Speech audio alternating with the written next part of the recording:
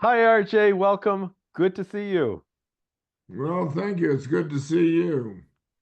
Can't thank you enough for your article, Reimagining and Innovating the Delivery of Education in Wyoming. It was such a fascinating snapshot into what we're all experiencing across the country, but bringing it home personally right there in your home state. It's exciting. I was really fortunate to be on the ground level of development of the RIDE program, Yeah, and at the same time, profile of a graduate. And it's time for education to change. We've got to meet the needs of the kids in a better way than we have in the past.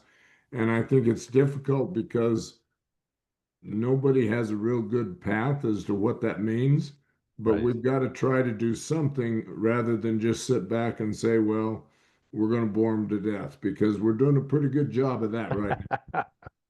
We are. And, we've been saddled with that industrial age model that we all came through and were very successful, obviously. And but the world has changed. And I found it fascinating at the beginning of the article, you kind of framed it with that, state government was asking questions. Are we getting the return on investment for our education dollars? And how should we be thinking about this? And honestly, knowing you over the years, they're very lucky to have someone like you among them to inform it because when politicians get involved in education, you never know which direction it's going to go. But if they're well informed, and they see possibilities and options that they can get behind, then good things happen. And that's what your article is all about. Well, to be honest with you, I get a little nervous when the legislature wants to step in and try to tell us how to run our schools. Yeah, In a state like Wyoming, and I think probably in every state, districts are so different in as far as their climate and their culture that they've got to have some freedom to be able to make the decisions that best meet the needs of the kids in their area. At the same time, I also worry about a single test, such as the state test or whatever, telling you how well your students are doing. That's just not fair. And it's not fair to our teachers, it's not fair to our students. It ends up putting a lot of pressure on our students that we shouldn't be putting on. And in ways we can show the quality of learning and knowledge of our students differently, we need to approach that rather than saying a single test will tell our state legislature how well we're doing. Uh, and they've got to trust that a little bit too. I realize it's a lot of money, yeah. but at the same time, uh, we're turning out great kids and they're doing great things.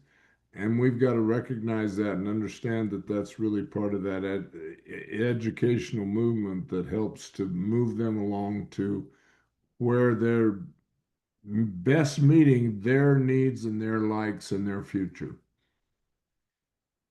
Well said. It occurs to me because we reach educators across all 50 states to ask you, tell us a little more just upfront about the Wyoming economy. When you're thinking about bringing kids through K-12 and rolling them out into the workplace, what are some of the different sectors of the economy? Are there particular industries that are dominant? Well, Wyoming's economy is different in that we're very definitely into the energy part with coal and oil Yeah. and natural gas. And now with the uranium coming in, it's even more that we do have wind power that's becoming more and more prevalent around the state, but it's also a little difficult because of the change in the scenery that we value so much that now becomes something else. Along with that, the solar power is utilized, but it's a little limited, I think, partly because of weather and coldness and all, and trying to match up with the best use of it. It's still being used, but not maybe not as much as it is in other areas, such as Arizona or somewhere. Right. But along with that, we have a lot of skilled labor Hmm. needs that are not being met. And part Ah, of that's because a lot of our kids see the value to going to other states where they can make more money, where they can live better, yeah, according to what they see as what's better. right. How do we make this more attractive in the state of Wyoming becomes part of the issue. And I think part of it is selling our own state. I think we've been short at really selling what our state has to offer. Uh, and if we are not willing to step up and say, okay, do you know that in this state we have this, this, this, and this? And then also trying to look to the future by bringing in little more manufacturing, a few things that have opportunity for the higher paying jobs that kids are looking for the future. One of the things that obviously is out there is with the internet, there's the opportunity for a lot of people to work at home, but that's not always everybody's one final answer. There's other things that they also look at. And so it's necessary for us to continue to look at the future and say, how do we meet those needs? How do we best help our economy and all be better for inviting our students to stay here rather than going other places? Thank you. Um, and again, not atypical from other states. We all have different profiles, but you know, I can remember being, graduating high school and you think you want to go out and see the world. The last thing you're thinking about is staying home. So it's a natural inclination, but your point is well taken. You want to have things to offer that attract people and make them want to contribute. So that's the profile of Wyoming. A key part of the work you've been involved in has been the profile of a graduate there. Can you talk some about that? I can, and really, it was interesting as we were developing it. It happened that we were developing the profile of a graduate and the RIDE program at the same time, Yes. and yet there were only a couple of us that were connected to both, and we weren't trying to go back and forth to sell ideas. We were just Huh. running with what we had. But the real surprise was they correlated very, very well. And in the end, with the surveys that we had had with people around the state and all of a sudden, they were matching up perfectly. Yeah. We had upwards of 7,500 surveys from people around the state for what is it that you see as a need and change in education and all. And when you look at the profile of a graduate, it's a lot about the soft skills that have been very difficult for us to be able to evaluate in the classroom. You Yeah. can't give a test on how creative a kid is, or you can't give a test on how innovative they might be, or whatever. So, what is it that shows that? Well, you know, when you're in the actual real world, I guess is the safest way to say it, Yeah. you can demonstrate those things. And so being able to allow our kids more time to be out in the public where they can have work experience and all in areas that would connect them to what they may be interested in makes a huge difference in them being able to show you what they know and what they can do. One of the years that I was in the Senate, I was able to help the Wyoming Department of Education cut the number of seat time hours from 1,100 for a high school student to 1,000. And that also was changed to the idea that that 1,000 hours did not have to all be sitting in a chair in a classroom, but it was what are you doing to further your education? So then it opened the doors for work experience and all to be more valuable. The other thing that was kind of a frustrating thing for me, and I think we're able to maybe move forward, especially with the profile showing so strongly how these opportunities can demonstrate the knowledge of the kids, was the idea that you take a work experience job. Maybe somebody goes out for 3 hours or an afternoon, or maybe they do 1 day a week or 2 days a week, depending on how their credits are and all. Well, it used to be, and I think that's slowly changing, that you got done with that work experience, you got 1 credit or 2 credits of, oh, an elective in work experience. Well, what value is that? How does that contribute to your educational process? How does that contribute to your ability to be able to graduate showing that you know things? So now all of a sudden people are saying, well, you go out on a job, you might have to do technical writing, you might have to know some more specific chemicals or whatever. Maybe you're working in a uh, operating room with the doctor and you've got to know more mathematics or whatever. Maybe you're working on a farm and you got to set up the GPS or you've got to set up the uh, planter so it's setting the proper amount of seeds per acre and all. Those things are all very, very definite knowledge skills that students can demonstrate, but they've not had to do that in the past. And so now those can connect to standards and make a difference to what their results could be as far as I can show you this, I can do this. I don't have to take a test that doesn't allow me to do it in the way I know best. Excellent. And a lot of this I know it depends on how you discuss it, present it to your constituents, and depending on where you live, there's different jargon. It could be authentic real world learning, it could be apprenticeships and mentorships. When you're talking to stakeholders there in Wyoming, how do you describe that so that it isn't just buzzwords and jargon and they actually buy into these ideas?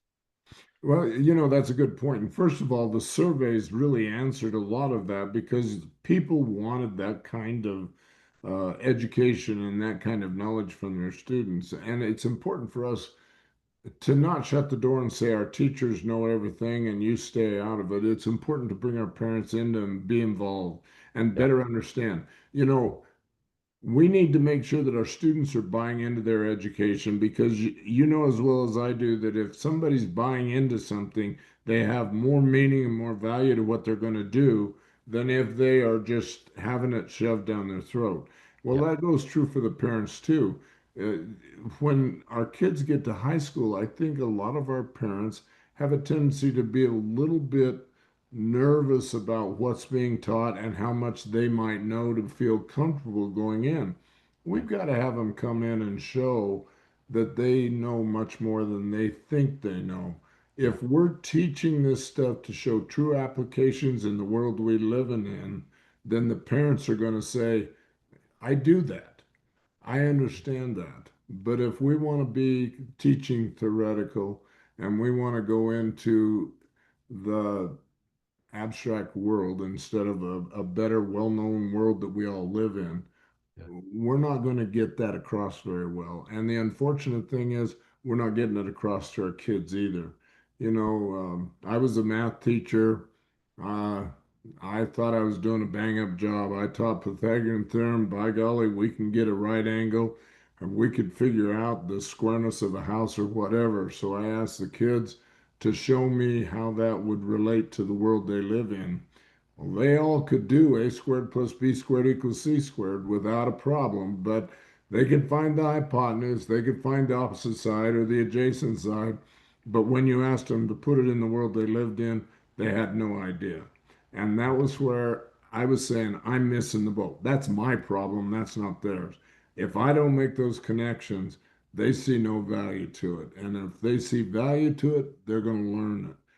So it's just a matter of us looking to the future and saying, how do we present these things in a useful manner? And do we need to present everything? We got into some higher level math and we talk about imaginary numbers, and all of a sudden, kids are like, why do I need to know imaginary numbers? right. Well, how do you take the square root of a -9? Well, I don't intend on taking the square root of a -9. So you have to say, you know what, that's specific to electrical movement. And so it becomes positive and negative as it moves through the graph. That's not our kids right now. A kid that's going to the future and higher level math or something is going to need that. But for all of our kids, that's not something that we should be worrying about. We should be worrying about the things that our kids would need to know in the world we live in. And so I've kind of had the philosophy, if you can't connect what you're teaching to the real world, then you probably don't need to teach that. Um, they will learn it when they need it, but that's not the most important thing right now. What is important is giving our kids the ability to open doors, not that I'm going to open specific doors for you. And then them understanding if I have a problem with this, I've got to do some research to find out how to correct it.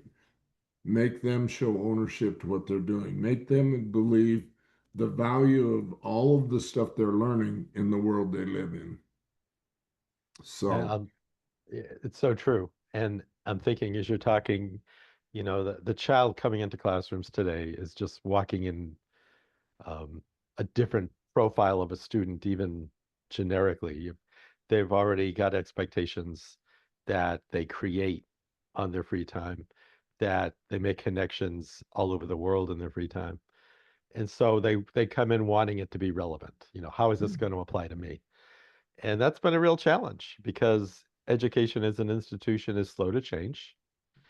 And even parents, as parents, we're all guilty of it. We know what school was like 20, 30, 40 years ago. And so we're experts on that. Getting them in and involved in seeing what you're talking about helps open eyes and open minds to what students are asking for. well, it really does. And you hit on something that's really critical. Our teachers have never been taught that way.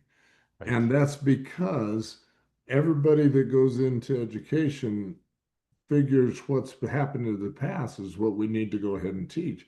right.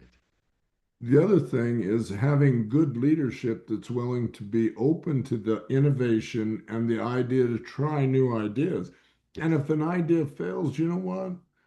Nobody wanted it to fail. It failed, and we figure out was what was wrong, what didn't work, and you move on from there. You don't crucify somebody because they did that. So if there's no trust in allowing flexibility there and innovation, then that's never going to change. And it's important for people to understand, yeah, you don't go out and just totally go crazy. But at the right, same time, how do you best allow for new ideas to come in a little at a time? People say Rome wasn't built in a day. People say you can't move a mountain in a day. But you can move it a little at a time. You don't start out by just changing the entire atmosphere of education. You start out by saying, okay, let's start looking at little things that could make a difference. And then how do we move that into a little bigger picture and just slowly move up to where we're teaching in a different way? That way, it doesn't become near the threat to our teachers. Our students feel more comfortable moving into it. In fact, our students would feel comfortable just about moving into anything, I think, because their ability to step into change is really much easier than our own. But as teachers, oh my gosh, how can I do that? How can I have 30 kids in my class and every one of them has a different interest? And now I've right, got to teach all those interests. I can't do that. Well, we got to change that. We got to say, right. you're not the know all. Yeah, You're just nothing but the energizer. So, yep, how do you energize them to better work in that area? You can give a test that says, you demonstrate to me how this idea or this history relates to your world. I don't need to know their world. I don't need to know if it's a perfect, but I can sure look at, are they showing a connection between what we were learning and what they're trying to connect it to? And that allows us much more flexibility in connecting our kids to what's their interest, and at the same time, not putting a heavy burden on ourselves as instructors. well, the concept of teacher as energizer is powerful. If you don't mind, I'm going to use that. We're so used to saying facilitator and other things, but energizer, that really kind of speaks to what's required. Yeah. One of the things I've always loved about you is you're very quick to bring in other stakeholders and to give credit to all the people that help to make things successful. And it stands very loud and proud in the article that um, we cite six very specific people, some of the names off the top of my head, Charlotte Gilbar, Tim Foley, Paige Fenton Hughes. Talk about these other people at district level positions, decision makers who can help get things done, how they came into play and how you were able to get things done. You know, if you take that big, I want to be rewarded for everything off your shoulders, and you step back and you say, I don't care who gets credit, I don't care who comes up with it. If it's good for kids, I'm going to do everything I can to help grow that. And it's not anything. I've always had the philosophy I'd just soon be in the dark, in the back, trying to make change and not the person out front. It was very difficult for me to write this article for you because it's not about me.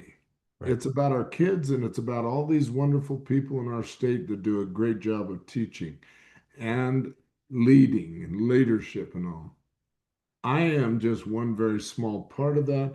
And my uh, drive to get credit for that is none. I don't need credit for it. I just need to see success of the programs because it is about our kids. And the thing that I see more important than all is if I can continue to focus on our kids and doing things that are best for our kids, that's what it's about. That's what makes it all worthwhile.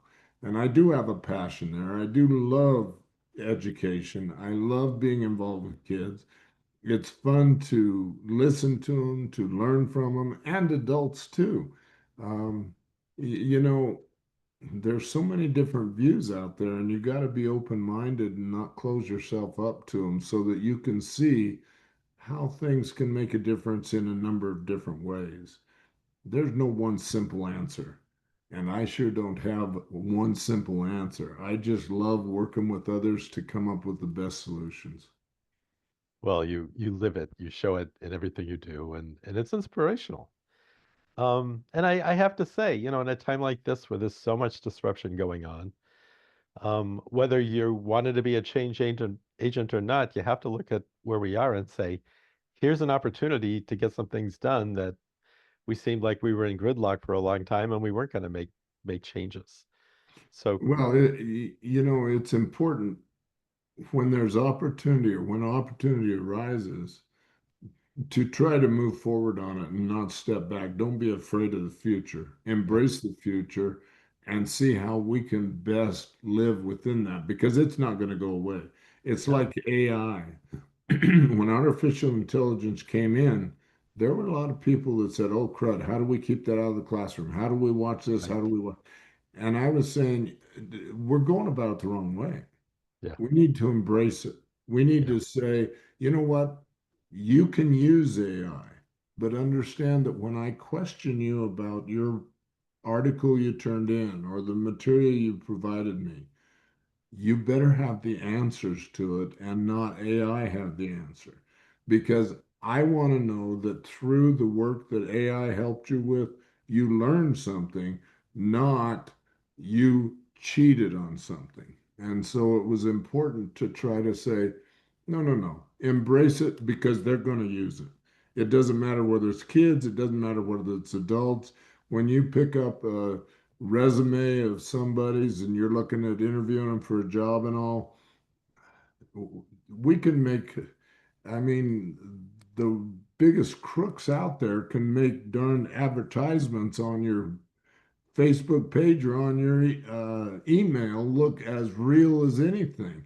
yeah. So when you're interviewing or whatever, you don't know is all that writing real or not? So you've got to change the way you focus to better meet how you're trying to find the answers for the future. And I think we're crazy to fight those technology advances and all because we're not going to stop it. So, how do we embrace it to become a valuable part of our future?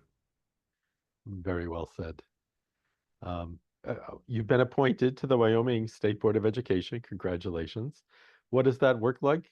And what are you anticipating in the next few years as you continue this work? You know, the appointment to the State Board of Education is a 6-year appointment. Mm. And I am excited because the work that they had started doing a couple years before I was appointed was to reduce the number of standards in the state. Right. Um, that doesn't mean that it was to dummy down the standards. That doesn't mean that it was make them unimportant. It was meaning we have too much out there. We're asking our teachers to do way too much with it. We've got to look at a way to say, how can we embrace this differently? And that's been happening. And so it was exciting for me to be able to help with that and continue to help with it as we move forward. We're looking at accountability in the state. We're looking at uh, our standards. We're looking at everything about education and saying, how can we change it for the better for our kids? And holy smokes, that's walking right into what I truly believe education needs. So it was uh, an appointment that I feel blessed to have been provided with. And I look forward to it. You know, I won't, in 2029 is when my term will end up. And it's a lot of work and it's a lot of pressure, but it's good work and it's good pressure. And because of everything that I've had the fortune to be a part of in the past, it all seems to walk right into what we're doing. So it just all works together very well. And I just feel really lucky about it. So, you know, sometimes you're just blessed beyond belief, and I'm thankful for that every day. I'm at the same time, I'm on some other boards that aren't education, but yet are of value to me. Yeah. Um, I'm on the hospital board, and very soon found out the hospital and education are very much alike. The difference is in education, we're working with young kids, and with the hospital, you're working with everybody. Yeah. But you still have those characteristics and qualities that you need in education that you need at the hospital as well. So it blended together very well, and I'm very fortunate and thankful for that. No, I think there's something to be said. And I think at our stage of the game, we do have some perspective in hindsight that, um, yes, very lucky and feeling blessed and gratitude is so important.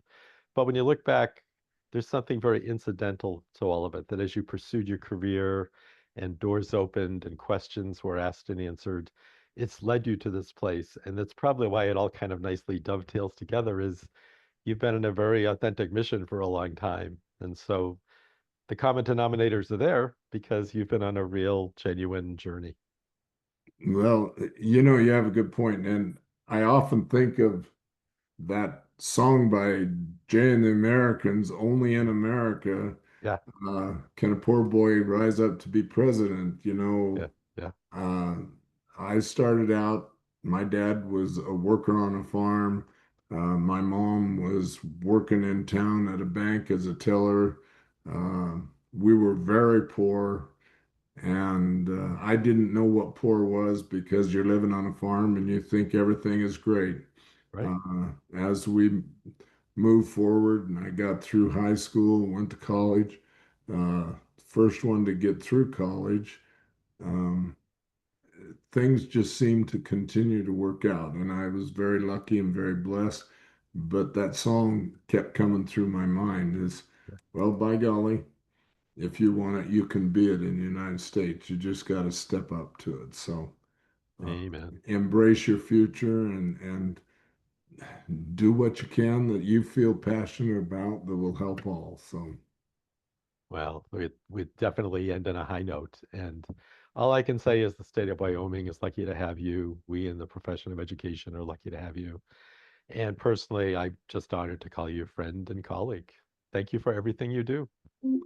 Well, I appreciate those kind words, but I'll tell you, like everybody else, don't judge a book by its cover. There's a lot of pages in there that you might not want to read. So, RJ, thank you. well, thank you. I appreciate the interview.